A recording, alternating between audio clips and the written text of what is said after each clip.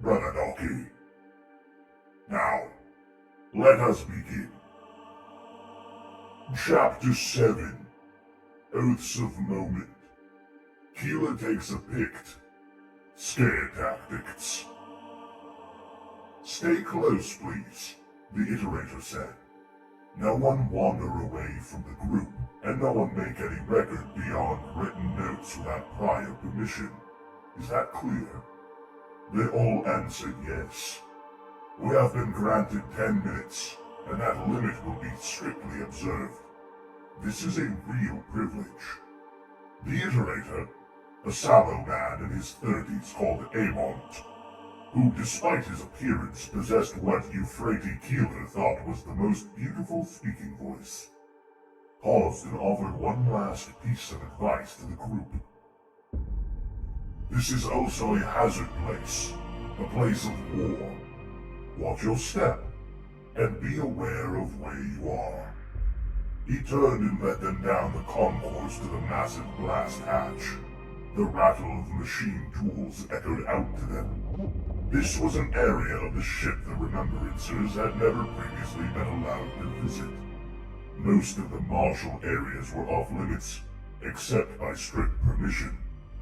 But the embarkation deck was utterly forbidden at all times. There were 6 of them in the group. Keeler, another imagist called Simon Stark, or Sark, a painter called Francisco Twell, the composer of symphonic patterns called Tolmule Van Graston, and 2 documentarists called Avrius Carnus and Borodin Flora. Ah! Welcome! I hope you are ready to learn more about our wondrous world under Imperial rule. Chapter number 11. Grip it and rip it.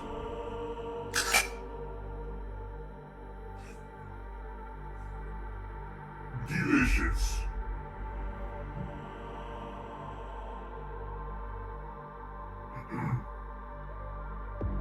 Is this working? There we go.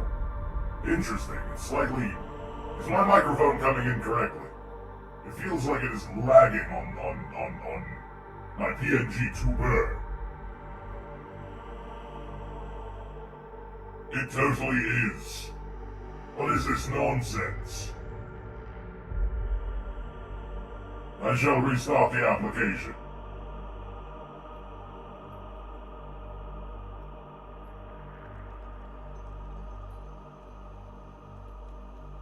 The tech priests fail again. This is known.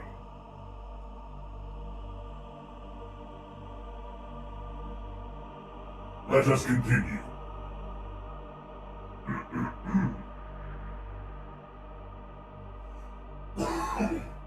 Excuse me.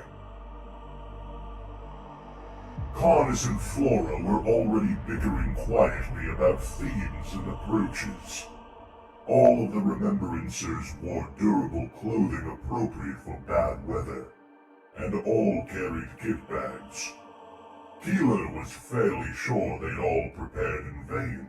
The permission they'd hoped for would not be issued. They were lucky to get this far. She looped her own kit back over her shoulder and settled her favorite Pictor unit around her neck on its strap. At the head of the party, Amont came to a halt before the 2 fully armored Luna Wolves, standing watch at the hatch, and showed them the group's credentials. Approved by the Equerry, she heard him say. In his beige robes, Amont was a fragile figure compared to the 2 armored giants. He had to lift his head to look up at them. The Astartes studied the paperwork, made comments to one another in brief clicks of intersuit vox, and then nodded them through. The embarkation deck. And Keeler had to remind herself that this was just one embarkation deck, but the flagship possessed 6, was an immense space. A long, echoing tunnel dominated by the launch ramps and delivery trackways running its length. At the far end, half a kilometer away, open space was visible through the shimmer of integrity fields. The noise was punishing. Motorized tools hammered and ratcheted, hoists whined, loading units trundled and rattled, hatches slammed, and reactive engines whooped and flared as they were tested. There was activity everywhere.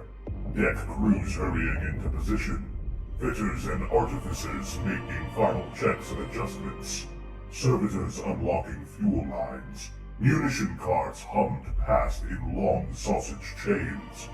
The air stank of heat, oil, and exhaust fumes.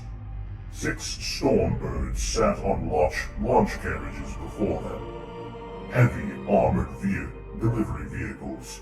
They were void-capable, but also honed and sleek for atmospheric work.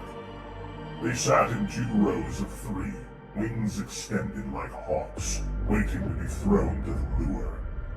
They were painted white and showed the wolf's head icon and the eye of Horus on their hulls. Known as Stormbirds, the Iterator was saying as he walked them forward. The actual pattern type is Warhawk, Part 6. Most expedition forces are now reliant on the smaller standard construct Thunderhawk pattern, examples of which you can see under covers to our left in the hard stand area. But the Legion has made an effort to keep these old, heavy-duty machines in service. They have been delivering the Lunar Wolves into war since the start of the Great Crusade. Since before that, actually. They were manufactured on Terra by the Yndonzig bloc, and for use against the Pan-Pacific tribes during the Unification Wars. A dozen will be employed in this venture today. 6 from this deck, 6 from aft embarkation, 2. Keeler raised her Victor and took several quick shots of the line of Stormbirds ahead. For the last, she crashed down to get a low, impressive angle down the row of their flared wings. I said no records, Emon snapped, hurrying to her. I didn't think for a moment you were serious, Keeler responded smoothly. We've got 10 minutes. I am an imagist. What the hell did you think I was going to do? Emon looked flustered. He was about to say something when he noticed that Harness and Flora were wandering astray, locked in some petty squabble. Stay with the group, Amon cried out, hurrying to shepherd them back. Get anything good? Sark asked Keeler. Please, it's me. He laughed and took out a picture of his own from his rucksack. I didn't have the balls, but you're right. What the hell are we doing here if not our job? He took a few shots. Keeler liked Sark. He was good company and had a decent track record of work on Terra. She doubted he would get much here. His eye for composition was fine when it came to faces, but this was very much her thing. Both of the documentarists, perhaps, had now cornered Amon and were grilling him with questions that he struggled to answer. Keeler wondered where Mercedes Oleton had gotten to. Competition amongst the remembrancers for these 6 places had been fierce, and Mercedes had won a slot thanks to Keeler's good word, and, it was said, approval from someone high up in the Legion. But she had failed to show up on time that morning, and her place had been taken last minute by Borid and Flora. Excuse me.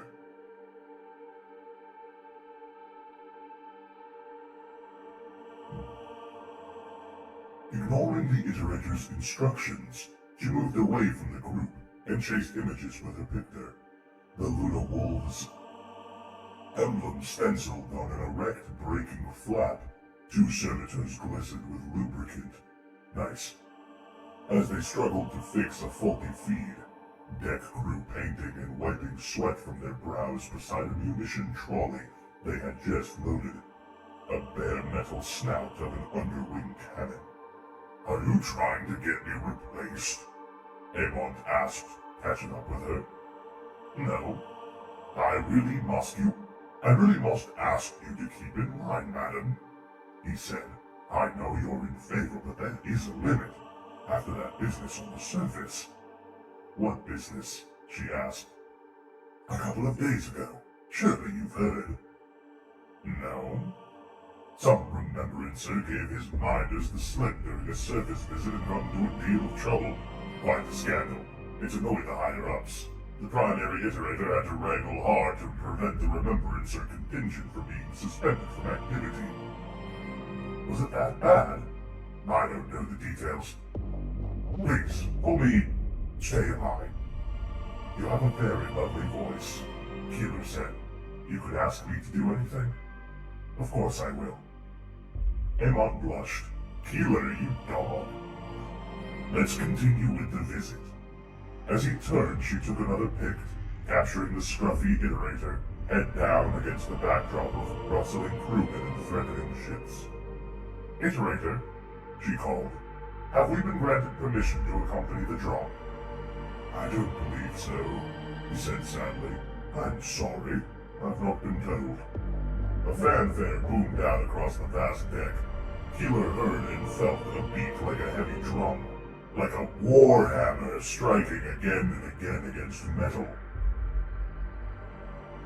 Come to one side, now to one side, Amon called, trying to gather the group on the edge of the deck space. The drumming grew closer and closer. It was feet, steel-shod feet marching across the decking. 300 Astartes, in full armor and marching perfectly in step, advanced onto the embarkation deck between the waiting Stormbirds. John Warhammer mentioned! Alert! Paging John Warhammer! Emergency! At the front of them, a standard bearer carried the great banner of the 10th Company. Keeler gasped at the sight of them. So many. So perfect. So huge. So regimented. She raised her pictor with trembling hands and began to shoot. Giants in white metal, assembling for war, uniform and identical, precise and composed. Orders flew out, and the Astartes came to a halt with a crashing din of heels. They became statues as equerries hurried through their files, directing and assigning men to their carriers. Smoothly, units began to turn in fluid sequence and filed onto the waiting vessels. They will have already taken their oaths of moment, Amon was saying to the group in a hushed whisper. Explain, Van Kraston requested. Amon nodded. Every soldier of the Imperium is sworn to uphold his loyalty to the Emperor at the start of his commission, and the Astartes are no exception. No one doubts their continued devotion to the pledge, but before individual missions, the Astartes choose to swear an immediate oath, an oath of moment, that binds them specifically to the matter at hand. They pledge to uphold the particular concerns of the Enterprise before them. You may think of it as a reaffirmation, I suppose.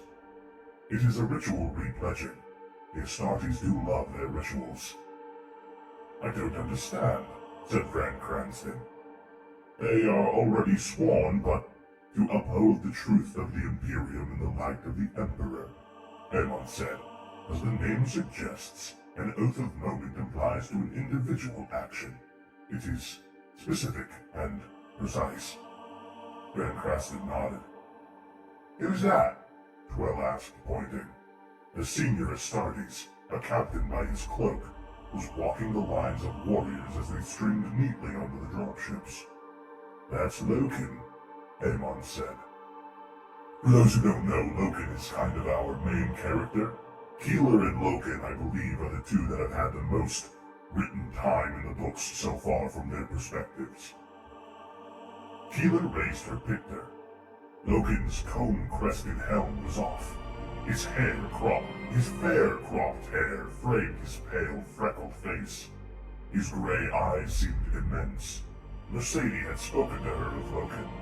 Quite a force now if the rumors were true. One of the four. She shot him speaking to a subordinate, and again, waving servitors clear for the landing ramp. He was the most extraordinary subject. She didn't have to compose around him, or shoot to prod later. He dominated every frame. No wonder Mercedes was so taken with him. Keeler wondered again why Mercedes Olatin had missed this chance. Now Loken turned away, his men all but boarded. He spoke with the standard bearer and touched the hem of the banner with affection. Another fine shot. Then he swung round to face 5 armored figures approaching across the suddenly empty deck. "This is..." Amon whispered. "This is quite something. I hope you all understand you're lucky to see this." "See what?" asked Sark. "The captain takes his oath of moment last of all. It will be heard and sworn to by 2 of his fellow captains. But oh my goodness, the rest of the Mournival have come to hear him pledge." "That's the Mournival?" Keeler asked, her picture shooting. "There's Captain Abaddon, Captain Torgadon, Captain Axeman, and with them Captains Cedere and Targost." Amon breathed, afraid of raising his voice. "Which one is Abaddon?" Keeler asked, aiming her picture. Loken knelt. "There was no need," he replied. "We wanted to do this right," Torgadon replied. Lux Cedere, captain of the 13th Company, took out the sealed paper on which the Oath of Moment was written. "I am sent to hear you," he said. "And I am here to witness it," Targost said. "And we're here to keep you cheerful," Torgadon added. Abaddon and little Horus chuckled. Neither Targost nor Cedere were sons of Horus. Targost, captain of the 7th, was a blunt-faced man with a deep scar across his brow. A reminder for those in chat, those listening. To call someone a son of Horus simply means that their gene seed from Horus is more pure and makes them look like the War Master himself. It does not mean that they are miniature versions or literal sons of Horus. Brother Sammy, welcome to the reading.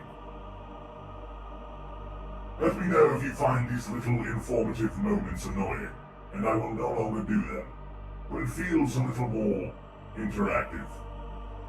Greetings, Brother Tarmac. Welcome to the reading.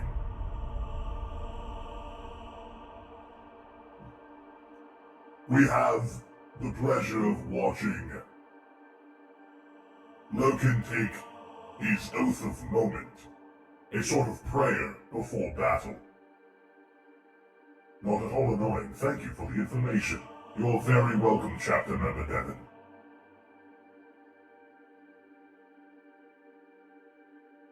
Do you, Garviel Loken, accept your role in this? Do you promise to lead your men into the zone of war and conduct them to glory, no matter the ferocity or ingenuity of the foe? Actually, that does remind me, not to stop in the middle of a sentence, but if anyone does have questions during the reading, please do not be afraid to ask, and I will answer to the best of my ability. Brother, it may be merely my audio device, but it seems your voice amplifier may be too quiet. Is this so? Well, it is all the way up. Are you sure? Perhaps you should try readjusting your equipment.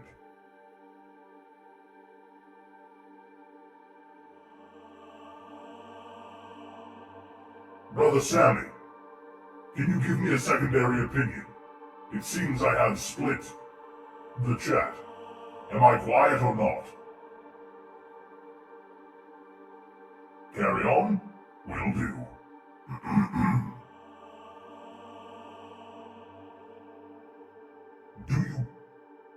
I shall start at the beginning of the prayer. Do you, Garviel Loken, accept your role in this?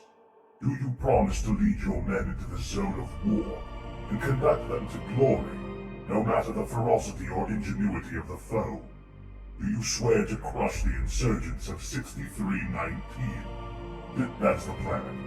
Despite all they might throw at you, do you pledge to do honor to the 14th Legion and the Emperor? Thank you, Brother Sammy. Logan placed his hand on the bolter Targost held out. On this matter, and by this weapon, I swear. Teneray nodded and handed the oath paper to Logan. Kill for the living, brother, he said, and kill for the dead. He turned to walk away. Targost holstered his bolter, made the sign of the Aquila, and followed him. Logan rose to his feet, securing his oath paper to the rim of his right shoulder guard. Do this right, Gaviel, Abaddon said. I am glad you told me that. Logan deadpanned. I've been considering making a mess of it. Abaddon hesitated, wrong-footed. Torgadon and Axeman laughed. He's growing that thick skin already, Ezekiel, Axeman sniggered. You walked into that, Torgadon added. I know, Abaddon snapped. He glared at Logan. Don't let the commander down. Would I? Logan replied, and walked away to his Stormbird. Our time's up, Aemon said. Keeler didn't care. That last pick had been exceptional. The Mournival, Teneray, and Targost, all in a solemn group, Logan on his knees. Aemon conducted the Remembrancers out of the embarkation deck, space to the observation deck, adjacent to the launch port from which they would watch the Stormbirds deploy. They could hear the rising note of the Stormbird engines behind them, trembling the embarkation deck as they fired up in pre-launch test. The roaring dulled away as they walked down the long access tunnel, hatches closing one by one after them. The observation deck was a long chamber, one side of which was a frame of armored glass. The deck's internal lighting had been switched low, so that they could better see into the darkness outside. It was an impressive view. They directly overlooked the yawning maw of the embarkation deck, a colossal hatch ringing with winking guidelights. The bulk of the flagship rose away above them, like a crenellated Gothic city. Beyond lay the void itself. Small service craft and cargo landers flitted past, some on local business, some heading out to other ships of the expedition fleet. 5 of these could be seen from the observation deck, sleek monsters at high anchor several kilometers away. They were virtual silhouettes, but the distant sun caught them obliquely and gave them hard, golden outlines along their ribbed upper hulls. Below lay the world they orbited, 6319. They were above its night side, but there was a smoky gray crescent of radiance where the Terminator crept forward. In the dark mass, Keeler could make out the faint light glow of cities speckling the sleeping surface. Impressive though the view was, she knew shots would be a waste of time. Between the glass, the distance, and the odd light sources, resolution would be poor. She found a seat away from the others and began to review the pics she had already taken, calling them up on the victor's view screen. May I see? Asked the voice. She looked up and had to peer in the deck's gloom to identify the speaker. It was Cinderman, the primary iterator. Of course, she said, rising to her feet, and holding the picture so he could see the images as she stummed them up one by one. He craned his head forward, curious. You have a wonderful eye, Mistress Keeler. Oh, that one is particularly fine. The crew working so hard. I find it striking because it's so natural. Candid, I suppose. So very much of our pictorial record is arch and formally posed. I like to get people when they are not aware of me. This one is simply magnificent. You've captured Gaviel perfectly there. You know him personally, sir? Why do you ask? You called him by his forename, not by any honorific or rank. Cinderman smiled at her. I think Captain Logan might be considered a friend of mine. I'd like to think so, anyway. You never can tell with an Astartes. They form relationships with mortals in a curious way. But we spend time together and discuss certain matters. You're his mentor. His tutor. There's a great difference. I know things he does not, so I'm able to expand his knowledge, but I do not presume to have influence over him. Oh, Miss Keeler, this one is superb. The best, I should say. I thought so too. I was very pleased with it. All of them together like that? And Garviel, kneeling so humbly, the way you framed them against the company's standard. That was just happenstance, Keeler said. They chose what they were standing beside. Zimmerman placed his hands gently upon her. He seemed genuinely grateful for the chance to review her work. That pict alone will become famous, I have no doubt. It will be reproduced in history texts for as long as the Imperium endures. It's just a pict, she chided. It is a witness. It is a perfect example of what the Remembrancers can do. I have been reviewing some of the material produced by the Remembrancers thus far. The material that has been added to the expedition's collective archive. Some of it is patchy, shall I say. Ideal ammunition for those who claim the Remembrancer project is a waste of time, funds, and ship space. But some is outstanding, and I would class your work amongst that. You are very kind. I'm honest, mistress. And I believe that if mankind does not properly document and witness his achievements, then only half of this undertaking has been made. Speaking of honest, come with me. He led her back to the main group. By the window, another figure had joined them on the observation deck and stood talking to Van Cranston. It was the equerry Malagurst, and he turned as they approached.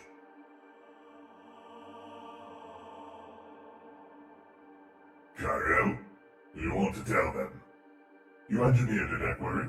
The pleasure's yours. Malagurst nodded.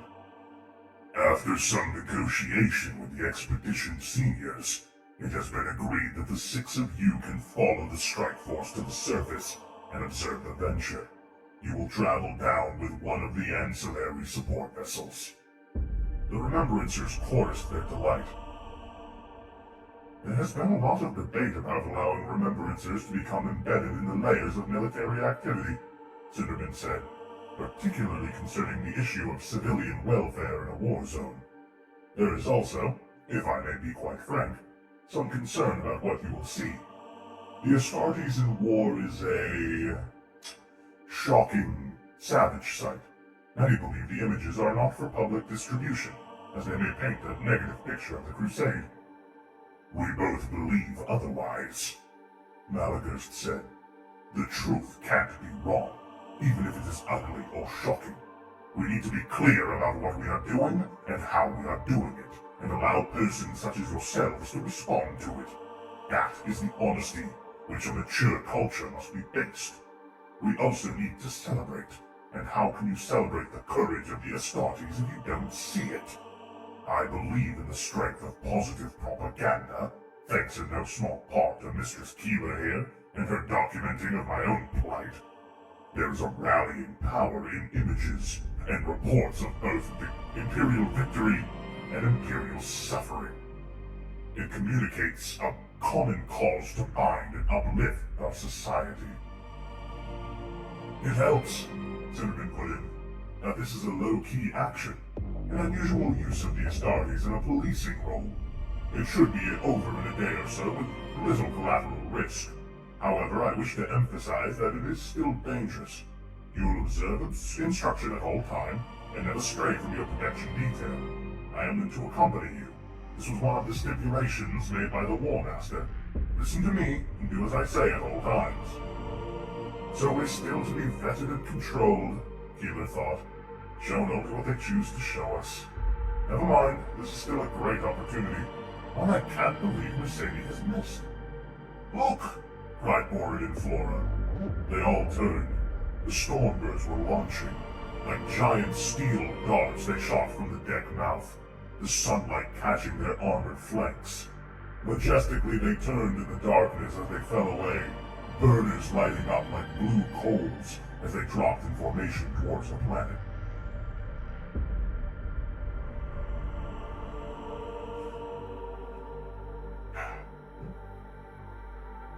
Bracing himself against the low, overhead handrails, Loken moved down the spiral aisle to the lead Stormbird.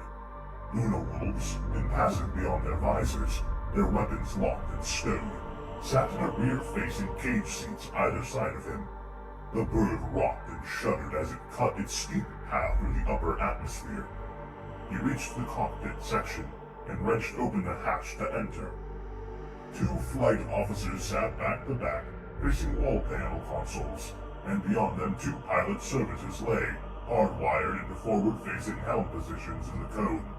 The cockpit was dark, apart from the colored glow of the instrumentation and the sheen of light coming through it, the forward slit ports.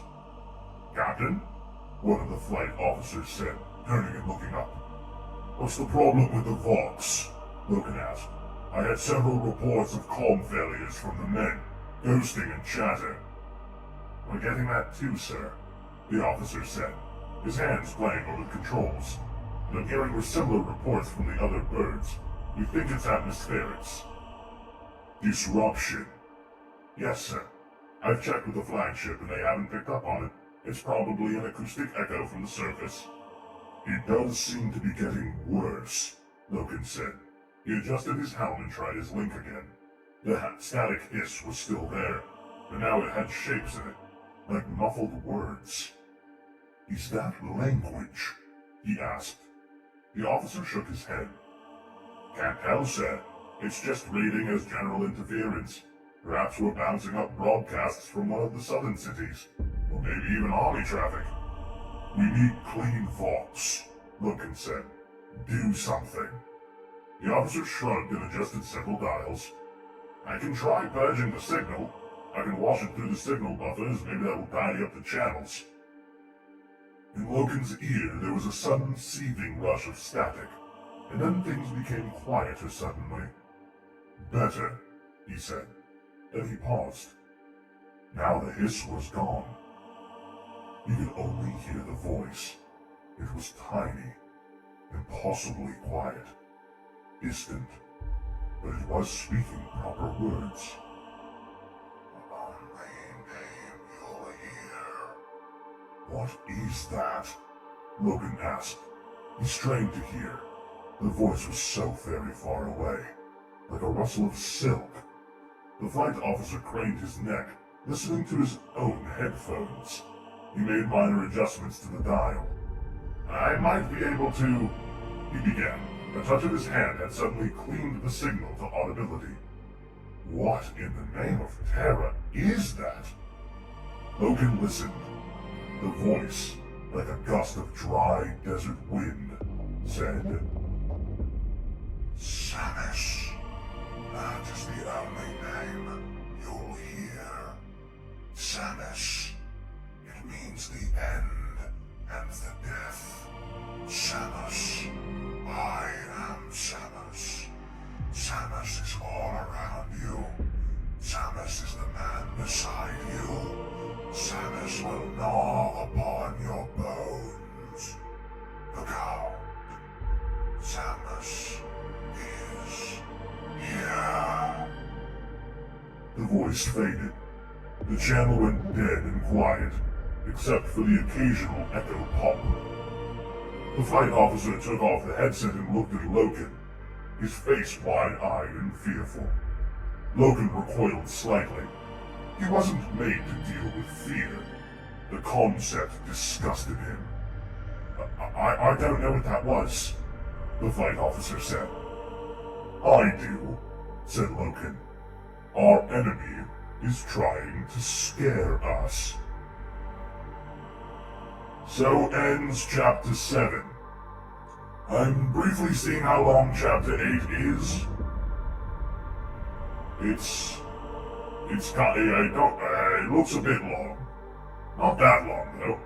How many pages was this? 1, 2, 3, 4, 5, 6, 7, 8, 9, 10, 11, 12, 13. So that's 13 pages. How many pages is chapter 8? 1, 2, 3, 4, 5, 6, 7, 8, 9, 10, 11, 12, 13, 14, 15. That is longer, so we will probably await for next time. Thank you everyone for joining me in this morning's reading of Horus Rising. Brother Caligandrius will join you again next week, when it is time for another reading. I shall bid you all adieu, for it is time for Pokemon. I shall return when the time is right. Until then, goodbye.